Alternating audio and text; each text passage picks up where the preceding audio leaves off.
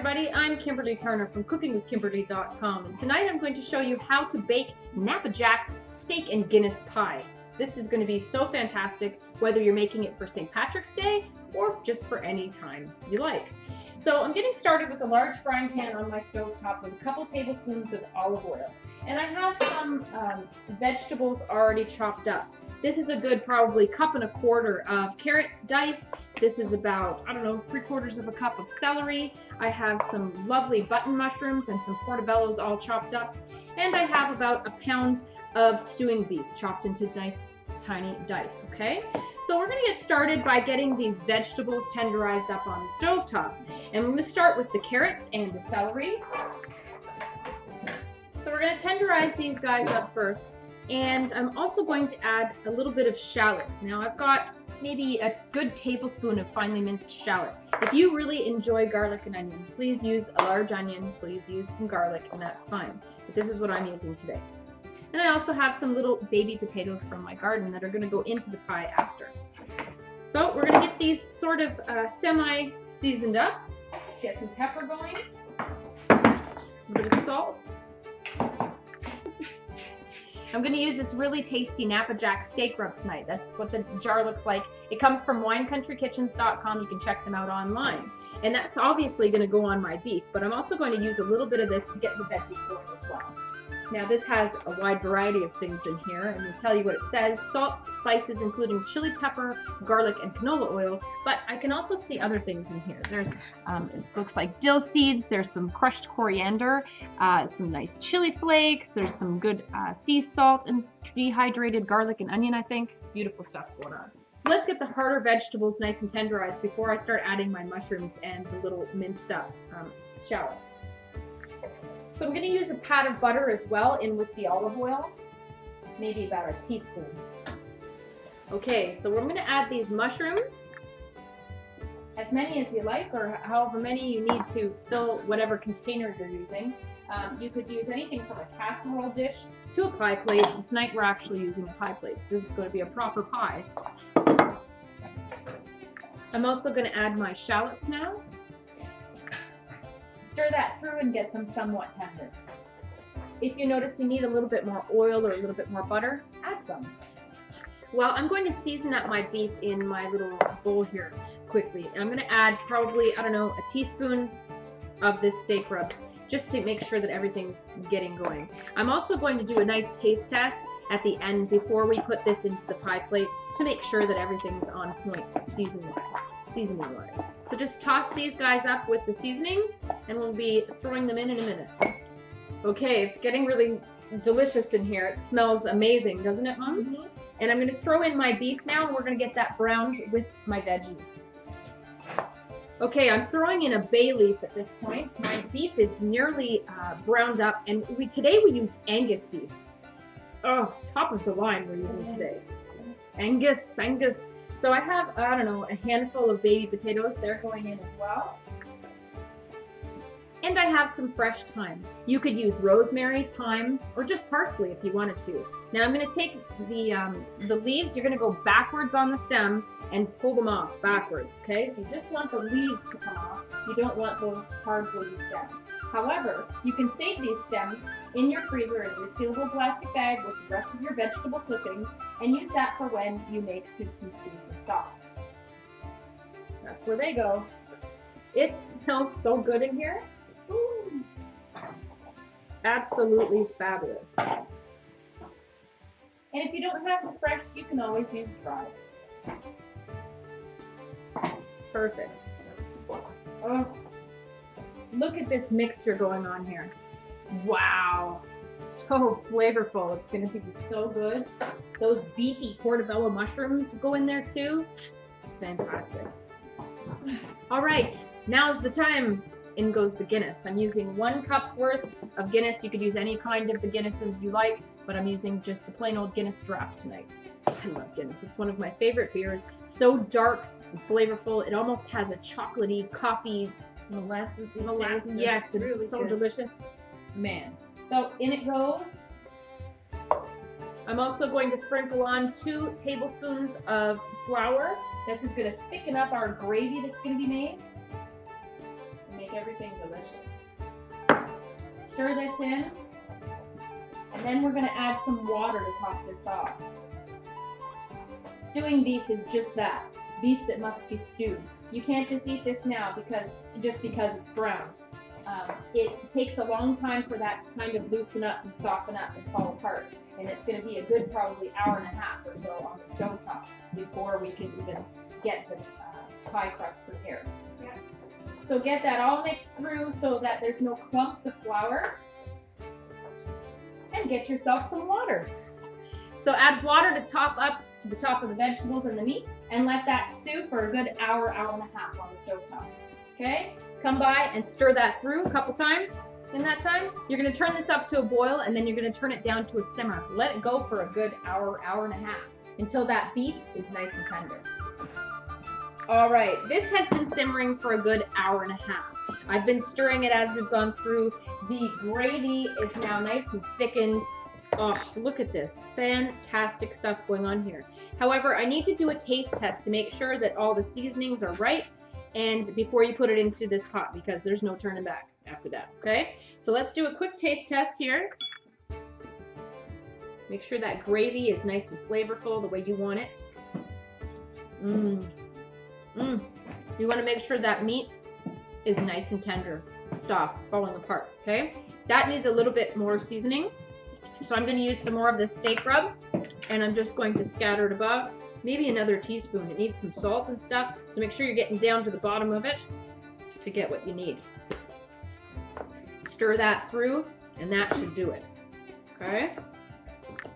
Well, I've added a couple tablespoons of liquid just to thin out that gravy too. It's going to be in the oven for a good 30 minutes, so you want to make sure that it's nice and moist. And sometimes, you know, it'll reduce a little bit more than you want it to on the stovetop. And that's no big deal. Just add a little bit more liquid left. All right, so we're going to use a pie plate today. If you're using more ingredients, use a larger casserole dish, okay? All right, so we're going to pour this into our pie plate, and we're going to let it sit and kind of cool a little bit while we're preparing our puff pastry for the top. So this is just a pie with just the top pastry. This isn't a whole pie crust pie. You could make it that but if you wanted to, but not necessary. This is kind of like a pot pie. Yeah. Perfect amount. And I'm going to pick out that bay leaf because no one wants to bite it with that. The color of that filling is just unbelievable. It's so dark and delicious looking. Mom has to do a taste test so that we make sure we're on point. Gotta keep Mom happy. Is that right, Mom? Good. Oh, good stuff? Delicious. Okay, so we're good to go. So robust, so hearty. Yes, very nice. So that's what we have going on. Beautiful. So we're gonna set this aside for a moment. And we're going to use some puff pastry. Now, puff pastry you don't want to make from scratch yourself. It is too much of a pain in the booty. Don't do that. Go buy it at the store. It's in the freezer section, and you're going to get it in little packages like this. This is from Tender Flake, but they have other varieties. And it has two little sections here, but I might have to use both. So I'm just going to put some flour on my bench here. Just a tiny, tiny bit, because it is a little bit sticky. You have to make sure that this is defrosted.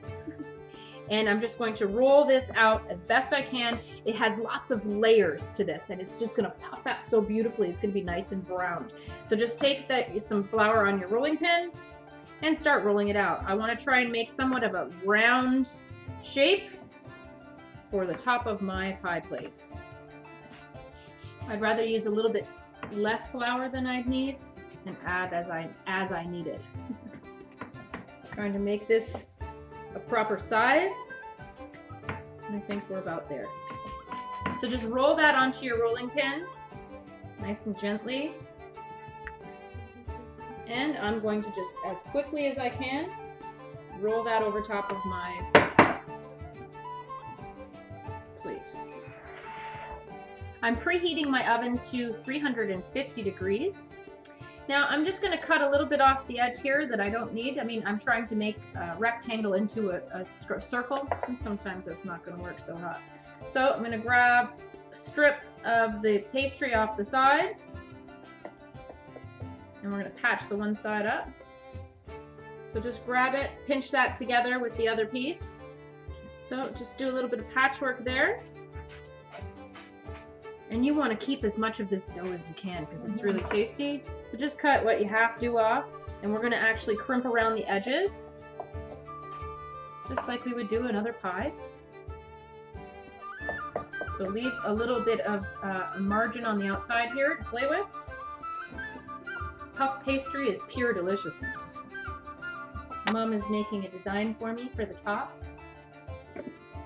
Okay, so unlike a regular pie where you would make the crimp on the top of the plate, I'm going to kind of do it on the outside of the edge, the mouth of the pie plate, because you want to kind of seal that in. This is not the same kind of pie as a fruit pie.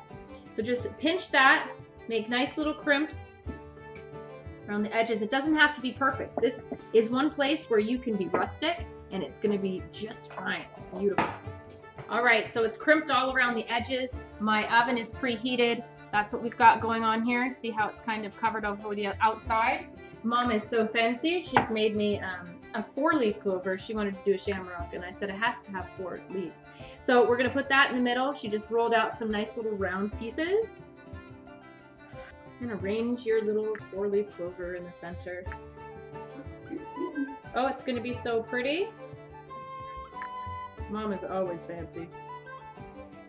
She even gave me a stem. And that's gonna all puff up and be beautiful. See how we have that shamrock in the middle? So cool. So I'm gonna cover the whole thing with an egg wash. This is just 1 egg and it's beaten up, and I'm gonna use a basting brush, and I'm just going to go ahead and generously add that. Make sure you get the shamrocks too. This is gonna help brown it up. It's gonna be all glossy and pretty. You can even put pepper on it if you want to. And I'm gonna ever so lightly just get the edges, not with a whole bunch, but just ever so lightly. Oh, it looks awesome. And make sure you cut some holes in to vent, because this might just ooze with liquid. And that's okay, it's still gonna be beautiful, but it has to have some way to vent. So I'm just gonna make some slits around the outside, kind of in a nice pattern if you can, just hack into it. I'm kind of doing a starburst around my shamrock. So it's also a design. It's for aesthetics as well. Beautiful. This is going to be the prettiest pie you've ever seen. So there we have it. All right, my oven is preheated to 350, and this is going in for a good 30 minutes, and we're going to check it out. You want to make sure it's nice and browned. Everything inside is cooked, so we're just working on this pastry on the top. And once that's done, we're ready to eat. Also, if you have other ingredients that you're used to or want to add, like peas or anything like that, feel free to do so. If you want to add little bits of cabbage, a little bit more potato, whatever it is you like. All right, we'll see you in 30 minutes. This might just be the most beautiful thing I think I've ever made. Look at this gorgeous puff pastry. It is so lovely, and I don't know if you can see the shamrock but in the middle, but you can see it here with your regular eyes, not the camera eyes. So I'm gonna get some serving plates organized, and we're gonna try this in 1 second. Also, depending on what your family tradition is, some people add cheddar cheese in the mixture inside the pie, but we like to sprinkle ours on top, so that's how we did it. I grated some strong cheddar cheese, some old cheddar cheese, and we'll be ready to go. You ready to eat, Mom? Oh yes, look at that beautiful pie. Boy, this is going to be so tasty, because we made sure it was. I did that. All right, so this isn't going to cut like a regular pie. You just have to scoop it, so just like you would a pot pie. Ready? We have to break it. It's so pretty. All right, let's do it. Look at this puff pastry. It is so gorgeous.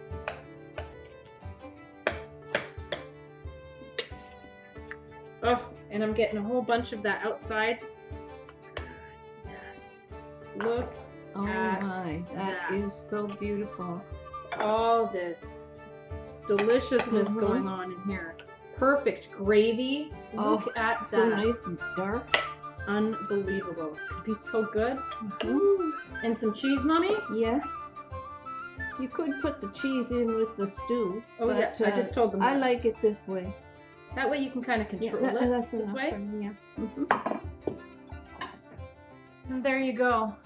absolute beautiful deliciousness. I'll show you mine before I put. So good. Yeah, here's your fork. You're welcome. Let me show you how beautiful this is inside. This worked out perfectly. So you've got that puff pastry and then all that really gooey deliciousness inside. That beef and the beer and the veggies and the Is it good, Mom? Oh, it's awesome. Yeah.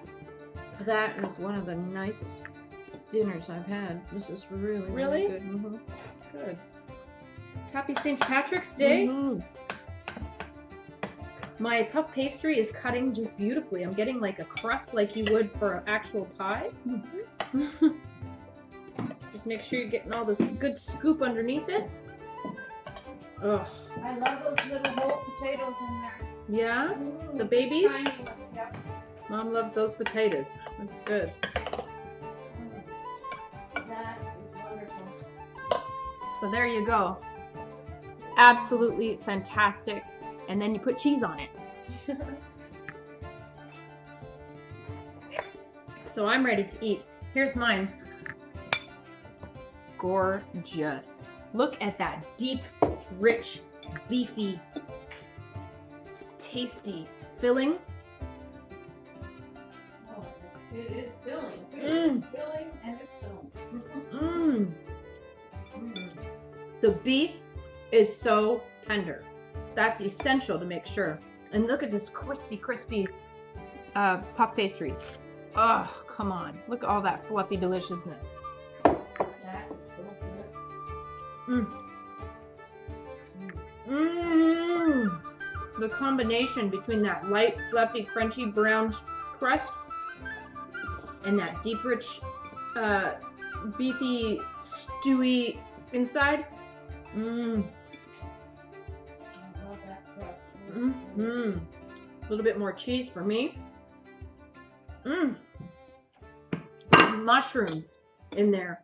The portobellos in particular really beefed this up, no pun intended. They really did. The little tiny potatoes and the baby potatoes in there. Fantastic. This is Irish soul food at its best.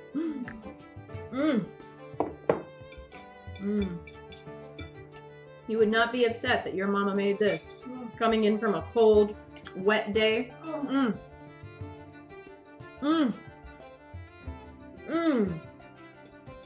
That cheddar really makes it something else. It is so delicious. This is a beautiful full meal. Now tonight we've served this alongside a gorgeous shamrock salad. It's an all green veggie salad with a Napa Valley Guinness balsamic vinaigrette. Ridiculous. You can really taste that Guinness in there. Robust. This is real winter food. It sure is. It's savory. All those spices from our steak rub just woke up the beef, the whole dish. This was perfect. Beautiful. So impressive to bring to the table. People were ooh and ah over this puff pastry. It's browned, it's flaky, it's fluffy. You had the shamrock on it. It's glossy too. It's so beautiful. Try and get a little bit of that pastry and the insides all at the same time. I'm really enjoying this. I can't wait to have another scoop.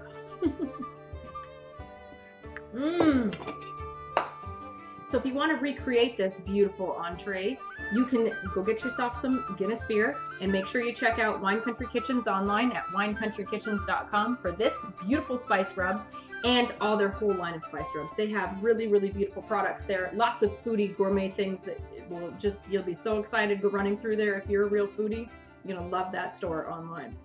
All right, so that's how you do it, folks. That's how you bake a Napa Jack's steak and Guinness pie. You can do it too, all right? Check out Mom's website at ingridturnertoday.com. Follow me on Twitter at cookingwithkime with a capital E. Like the fan page at facebook.com/cookingwithkimberly. My shows are on ifood.tv/cookingwithkimberly, youtube.com/cookingwithkimberly, and you can find me syndicated on Roku. Come to my website at cookingwithkimberly.com and subscribe. Interact with us and let us know what's going down in your culinary world, all right? Be a champion in your kitchen and eat deliciously. Bye.